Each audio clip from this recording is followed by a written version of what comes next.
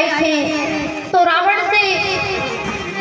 रावण और कुंभकर्ण वही बने। तो राम जी से पहले रावण की कथा आती है, वो मैं आपको सुना रही हूँ। राम जी से पहले रावण की कथा।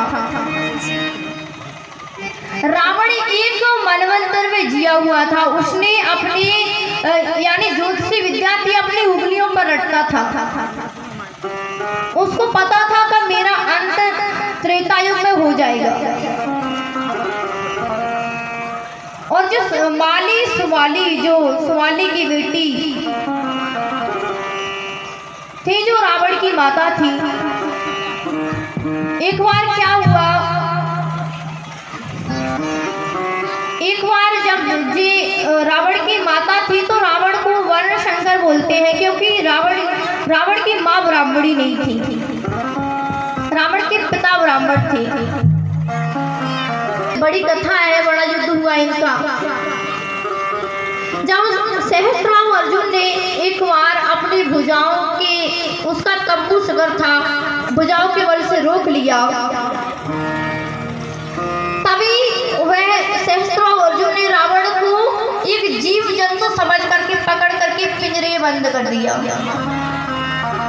अब ये रावण को पिंजरे बंद किया तो इनके जो दादाजी थे वो गए, कहा रावण को छुड़वाया, कहा कि ये कोई जीव जंतु नहीं है, ये दशानन रावण है, इसको छोड़ दो।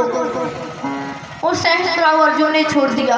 तो क्या सहस्त्राव अर्जुन इतने बड़े बलशाली थे तो परशुराम जी महाराज क्या रावण को नहीं मार सकते थे? ऐसा नहीं है, क्योंकि रावण को परशुराम जी महाराज मार सकते थे, किंतु उनका जो क्रोध था वो क्षत्रियों पर था, रावण एक ब्राह्मण था, रावण को नहीं मार सकते थे परशुराम जी महाराज। रावण ने भगवान की तपस्या की। एक बार रावण की माता थी, इसने अपने बेटे कुबेर, इनका बेटा था, बड़े एक दिन जोश में आकर के रावण से कहने लगी कि तुम कुबेर जैसे वरशाली बनो, भगवान की तपस्या करने के लिए आई। रावण ने तपस्या की, ब्रह्मा जी प्रकट हुए। ब्रह्मा जी ने कहा बताओ क्या वरदान मांगना चाहते हो? रावण ने कहा कि अमर कर दीजिए, और क्या चाहिए? ब्रह्मा जी ने कहा कि अमरता तो मिलने वाली नहीं है, अमर नहीं हो पाओगे। और ये रावण था, ये मनुष्यों को, बानरों को तुच्छ समझता था, उस श्रेणी में इसने रखा ही नहीं। कहा कि अगर मेरी मौत होना है तो मनुष्य के हाथों से हो जाए, बानरों के हाथों से हो जाए, बड़े बड़े देवी देवता मुझे परास्त ना कर पाए। दूसरे नंबर पर अब कुंभकर्ण का नंबर आया। कुंभकर्ण से कहा कि तुम क्या मांग रहे हो? कुंभकर्ण मांगने वाला था इंद्रासन, तो सरस्वती जिह्वा पर बैठ गई, इसने इंद्रासन मांग लिया महाराज। 6 महीने सोता था, एक दिन जागता था, और जब ये 6 महीने के बाद जागे तो सब जीव जंतुओं को ही खा जाता था। अब